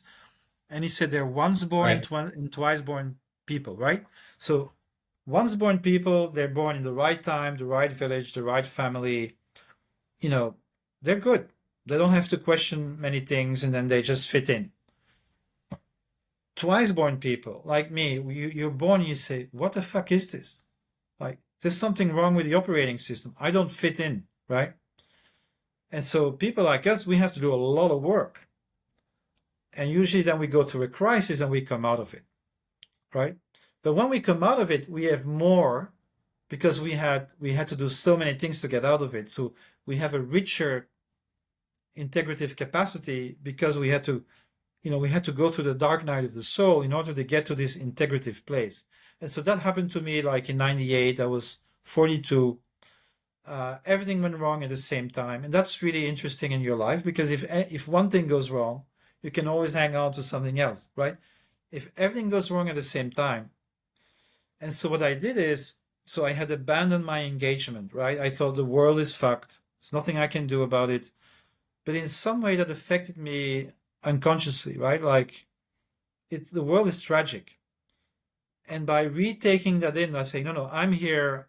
I can do something in a different way than when I was 18, without the rage and all of that. But still, I can do something, right? And that would be then the start of my last period with the P2P Foundation. I took a 2-year sabbatical to find out what can I do. But the fact that I reintegrated this kind of repressed part of me, which was my engagement, which I'd given up, that gave me a tremendous amount of energy, which lasted until 2018. I was like a neutron bomb. I mean, my level of productivity was insane at the time. I just, I have 10,000 references in academia.edu and 4,000 in Google Scholar, and I'm not even a scholar. I'm not a scholar. I wasn't working for any university. But anyway, so that, yeah. Well, I love the metaphor. You're like a neutron star. We know that maybe turns into a black hole. Is the black hole the cancellation? It's like we're just gonna you're too dense. You're too much light. We need to. Yeah. So in 2018, I made the mistake of sharing 2 critical videos of Jordan Peterson. And then somebody said, why are you sharing a fascist? And I said, no, he's not a fascist. He's a conservative liberal, and he's been teaching 10 years against fascism. And I didn't even agree with like 90% of what he said. I found him interesting because he was doing comparative me too. Theology, is the maps of meaning and stuff. And, so I was just concerned with the truth, really, honestly. Like, I'm a librarian. I had great, like my Marxist teachers, like Ernest Mandel, they were great scholars. Like, with the people that were reacting to me, suddenly, like, wow, like, where am I? This is like, against Salman Rushdie, and you haven't read him, and people were just, and I was just like saying, no, he didn't say that. No, he didn't say that. And then, oh, you can't talk about this because you're white. Oh, you can talk about. But so for me, the shock was not only that there was this minority of people attacking me, maybe no more than 60 people out of 60,000, but nobody was defending me. That was the shock, right? The shock was not like, okay, there are always people that are extreme, but why is nobody saying that it's not normal to tell a person that they can talk because they're white? Like that, I made a mistake of, or maybe not a mistake. I just defended my positions, and then I got demonized. So I got triply defunded. I was working with 10 people. I got debanked, de-PayPal, blacklisted. I used to speak in all these big cultural events, to all the big cultural centers in Europe. I had 2,000 euro, and I had 700 people, 2,000 people in the room. Like, I was at the height of my popularity at that time, and I went from that to zero. And it was a trauma. I felt it was tremendously unjust, and I started questioning, like, if this is the left, like, am I still on the left, right? And then I decided, well, if the left is that way, then I need to know what the other people are saying. So in a way, it was a good thing, right? Because I didn't know anything about the right. Yeah. Like, I wasn't interested. I felt there was more than enough to read on the left. Now, I have read Girard. I have, systematically listened to all the right-wing podcasts to know what they stand for. Yeah. And so I have mapped out the whole field. So I know the Trotskyists, and I know the New Right, and everything in between. And so in a way, you're a conservative communist. That's it. Yeah. Well, I don't want to put labels on you, but there's a way in which I get that. I'm a conservative communist. Exactly. Absolutely. Yeah, I think. No, I mean, again, I just want to. There's things we need to improve, and there's things we need to preserve. Yeah, absolutely. And I don't see any contradiction between that. Sure. But again, there's a way in which our paths are similar from the point of view of different generations. Yeah. I'm experiencing So it from the perspective of a different generation. I was are born you a in millennial or 1986. something? Would you be a millennial? I'm a millennial. Right. I'm a late boomer. I'm not really a boomer actually, but I'm just Right. almost a boomer. You're Yeah. like on the border of boomer and Gen Yeah. X. Yeah. Yeah. No, I'm right in the millennial space there. And for me, the Jordan Peterson phenomenon is also like I really now retroactively pinpoint 2016 as Yeah. the moment where the counterculture switches to the right, Yeah. and Yeah. the left freaks out about it, and the Yeah. left and for me, I now relate to it as, and the way I sort of subjectively experienced it as is as a self-identified leftist is a period of mourning, meaning Yeah. a period of mourning insofar as I lost a leftist object, in terms of Yeah. you asked yourself, is this the left? Am I still on the left? Like, and for me, Yeah. I went through a similar Yeah. experience, It's a and morning, right? it is It's a a mourning. morning because It is a mourning. you know, like when I was in my 20s and and still a Marxist, I mean, I could go to these meetings and we would have Turkish people and Iranians and men and women of all colors, and we were a brotherhood, right? We were a brotherhood. Now, if you go to a left meeting looking like we look, you know, like you're nothing. You're a subhuman something, and I have no interest in that. Like, I'm not gonna lose my No. time with these kinds of people. If you think I'm evil because of my skin color, well, and there's a lot of things where I'm conservative. Like genital mutilation. I just don't get that. Like, what? You don't cut the genitals of young people in a process of change. You don't do that. Like, why is that normal, right? um and like Mamdani, the Zoran in New York. Yeah. I was originally happy that, okay, he's not talking about woke stuff, he's talking about cost of living, and but then I see he wants to invest 70 million to get all the transgenders to do operations in New York, and I said, no, I can't support that. I'm sorry, don't count Right. me in. I'm not on that side. Uh-huh. That, Well, which it's the doesn't mean I'm on the the other side, right? cultural. Which doesn't mean I'm on the other side either, because Yeah. I actually think they're even worse, because whatever you can say about the woke, and I critique their racialism and all of that, and their cancellations and but they haven't killed people. The woke right commits genocide. It's a little, it's a level of horror. That's the discussion now. Yeah. Is Right? that there's now the label of the woke right, Yeah. So for me, that's which the is woke right, because it's used in different ways, but very yeah. clearly, if you say you can't critique the genocide because it hurts the feelings of the Jews, that's just the same as what the woke left is saying in a different way, right? So that's woke Mhm. for me.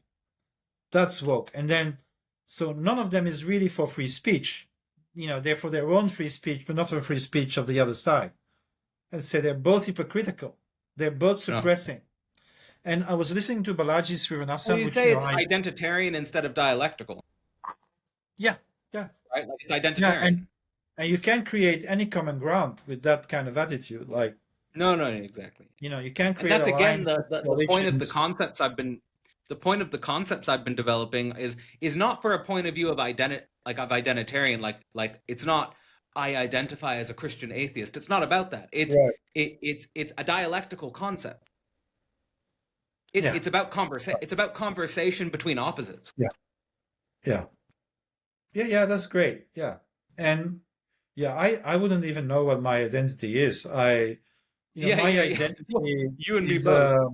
is a layered thing of my Yeah. experiences, and I Look, do your even find identity. more Look, than yeah. your identity. I do. We've been discussing it. Like it's history.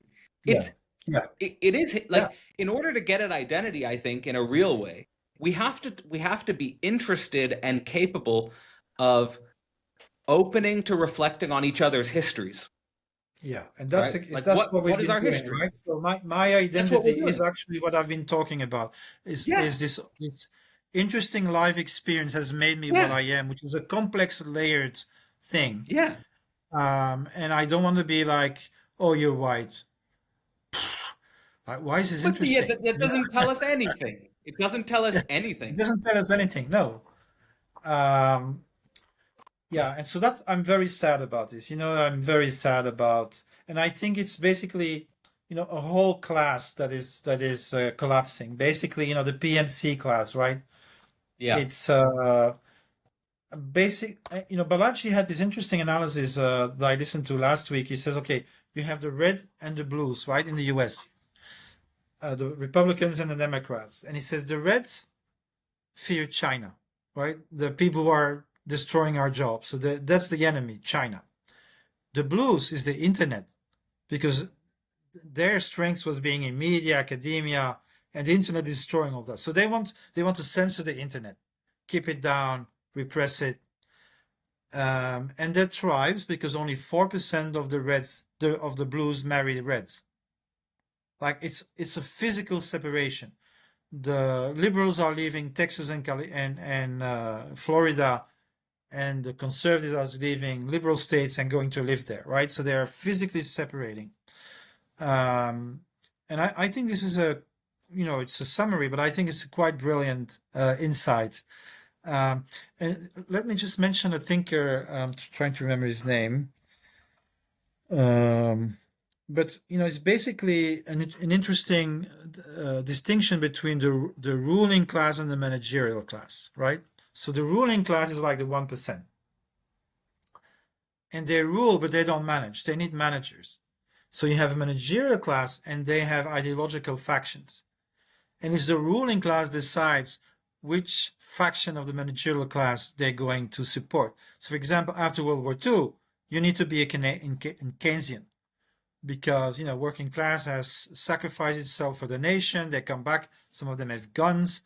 They have high expectations, and we are afraid of the Russians and the revolution of the Soviets. So we need to keep the workers happy in the West. So you need Keynesians. Then in 73, oil crisis, and they do the Keynesian thing. It's not working, right? So then, maybe Milton Friedman and these people can help us. So they start funding, like 20 people originally, but they become the new neoliberal elite, right? So that's the next faction that becomes hegemonic. And then what happens in 2000, when Occupy, what was it, 2014, I think. So, and this is described by Vivek Ramaswamy in his It's Woke out Inc. after the 2008 financial collapse. Yeah. So, yeah, you have that reaction, and then you have Occupy, right? And Occupy is against the 1%. There's nothing worse in terms of narrative for the ruling class, right? And then they see these small groups of people attacking Sanders and calling him a white supremacist, right? And then that's when the light goes up. This is how we're gonna divide the movement. And listen to this: you have a 6,000% increase in woke vocabulary in the corporate press. That is not organic. That is the moment where they strategically decide to shift to another faction. But the author that I don't remember his name, he says something very interesting: is they can make mistakes. So Holland, for example, in the 17th century was hegemonic, and then they decided to abolish the guilds.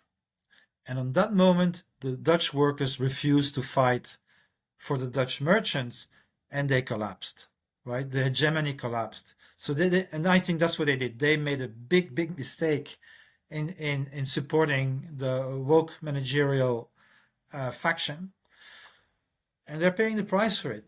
And so what we have now is a real counter-revolution, an elite replacement. The physicals against the virtuals, the nowheres against the somewheres.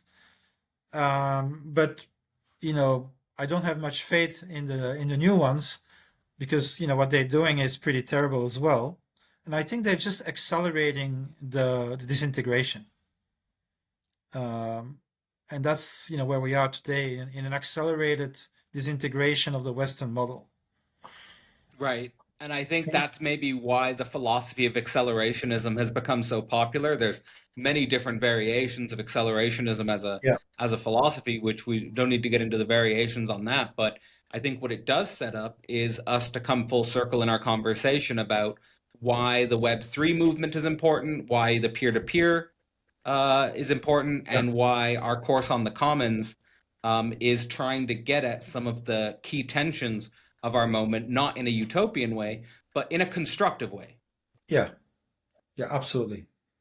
Yeah. So maybe as a closing thought on our course this September and the things we're going to be getting into, from the perspective of your history and from the perspective of the journey you've been on, what, let's say, higher standpoint do you think that you embody now that you never would have been able to embody as a young Marxist?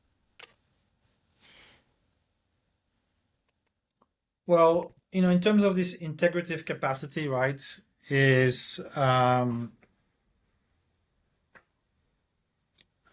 so one of the differences, like your motivation and my original motivation, there was a lot of rage and resentment, and I think that's a big problem on the left. And there's studies showing, the dark triad. Activists are higher on the dark triad, so that it's activism is problematic in terms of personality structure. And, I count myself in that when I was young. I it wasn't very nuanced. And yeah, so the capacity to see the relative truth of different human groups. So what I couldn't do, but this is more recently, I couldn't listen to right-wing people without getting upset, basically, right? And now I can listen to them. I can still listen to left-wing people as well. I want them to be smart, I guess, and interesting. What do you experience me as? Pretty much like myself, as a new breed of people who are politically homeless, who can see relative truth value, and just pragmatically try to make sense of things. And I experience you as a genuinely, like, you're into philosophy for existential reasons, not for knowing. You're genuinely, using it as like I wouldn't say therapeutic, but maybe in the original sense of the word, like self-encounter. So I think I think you're doing a great job. I really appreciate it. It's a bit too difficult for me, to be honest. I lack some schooling in basic philosophy, so I find it often very challenging to listen to some of the stuff you produce. But it's not for everybody. Like, I'm just trying to get the political, because I do think that there is an other side to this political moment that we've experienced, and I see us both in the speculative ground of that other side. And I think I'm still very political in a way, right? Not in the politician way, but I still think in terms of like institutions and alliances and coalitions and so just to say very briefly, so my dream now, and that's why I'm interested in Web3, is social change happens if you have winning jurisdictional alliances. So you need people from the bottom, the middle, and the top to ally. So if the Christian monasteries became strong, it's because they successfully allied with a section of the Roman elite, and they started funding the monasteries. And so similarly, I think we have the localist, reaction. It will only succeed if they can succeed in attracting, capital from sections of the elite. And so that's basically strategically how I think about this, and why I believe we can attract, part of the Web3 capital that's floating around. And it's, it's a huge amount of capital floating there. And what I'm trying to say to them is, if you're only parasites, they'll come after you. But if you link with a genuine productive community or a network of productive communities, you'll be welcome everywhere. You'll be part of that community. So that's kind of my reasoning. And, who knows, but that's what I'm trying to do. Yep.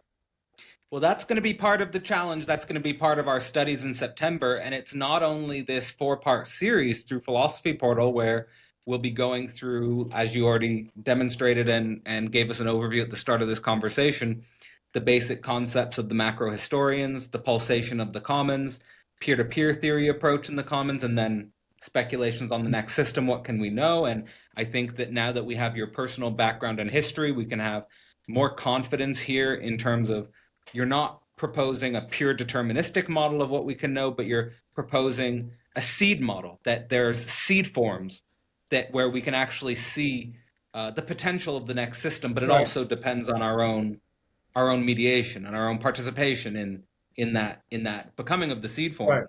But there'll also be an event in Brussels where we'll be participating with our friend and collaborator Timothy Bress and the Commons Hub Brussels, where you've been a participant many years now. And there's an opportunity here to connect the online component of our work to the physical component of our work. That's great, yeah. And it literally is cosmolocal. The project is cosmolocal. It's inviting people from all over the world into the class, and then also the local component where we try to ground together. And of course, if you're in the Brussels, if you're in Europe and you're willing to make the trek, we'd love to connect with you there as well. Yeah. So let me briefly share my trip. So I'm going 3 weeks to Zhukash, that's in Turkey, at the Ionian coast, and it's crypto pop-up village around new civilization building. Then I'll be in Brussels for a week, in Paris. I'm probably speaking at the Network State Conference in Singapore, October 3. And then I'm undertaking a 3-week trip in 7 Chinese cities where they translated my book. And I'm doing this with a movement called 706, which is people organizing cultural events in their own houses.